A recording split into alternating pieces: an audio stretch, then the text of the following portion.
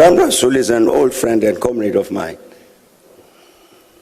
But I think in this instance he made a mistake. He said things about his host president, which he should not have said.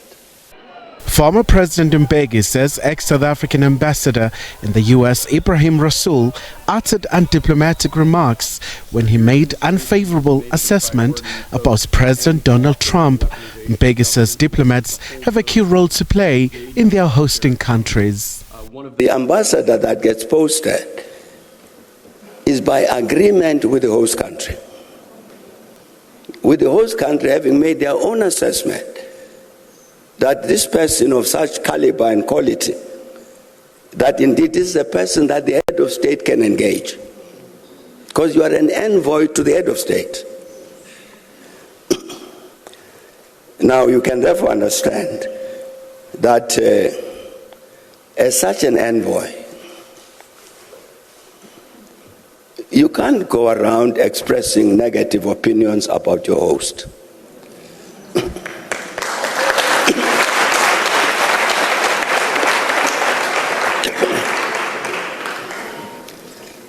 The diplomatic team here of our diplomatic corps is here. He knows this very well. He says Pretoria should continue to engage with Washington, D.C. to thaw frosty ties. We need to have a very serious engagement with President Trump and the administration to discuss and say, what's the problem? Because the problem is new. In terms of the history of our relationship with the Republican Party, which goes over many decades, we've never faced a situation of this kind.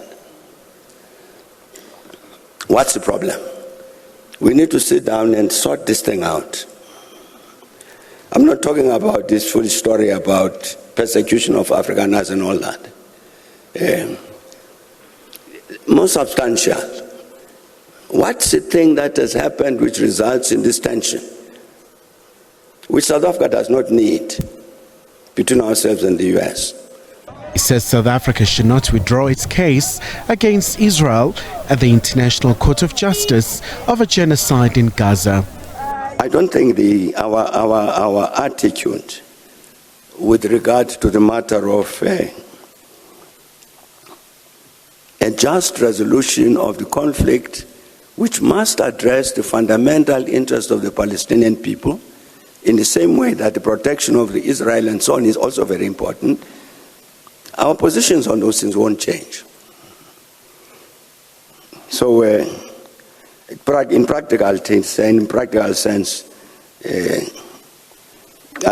even if South Africa decided that they're withdrawing their intervention in the ICJ, that won't end the case. That case is already with the International Court of Justice. Former president then touched on the ongoing conflict in the eastern DRC. To resolve the conflict in the Congo, we've got to go back to the Congolese and say, what did you agree at Sun City? What did you put in your constitution as a result? What have you done about the things about which you agreed? I think that's what would help us to solve this problem.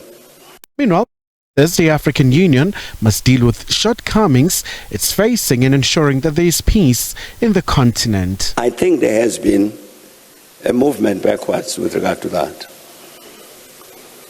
It's also reflected here in this country, among ourselves.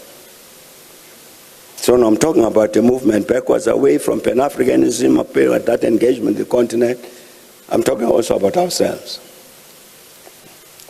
It's something that we need to address, which would help us in terms of measuring what kind of impact do we have as a country with regard to programs like Agenda 2063. I am not aware of any particular engagement in terms of the African Union to deal with its shortcomings with regard to issues of peace and security. That kind of assessment, I don't know if it has been. Maybe it has. Khumalo, SABC News, Pretoria.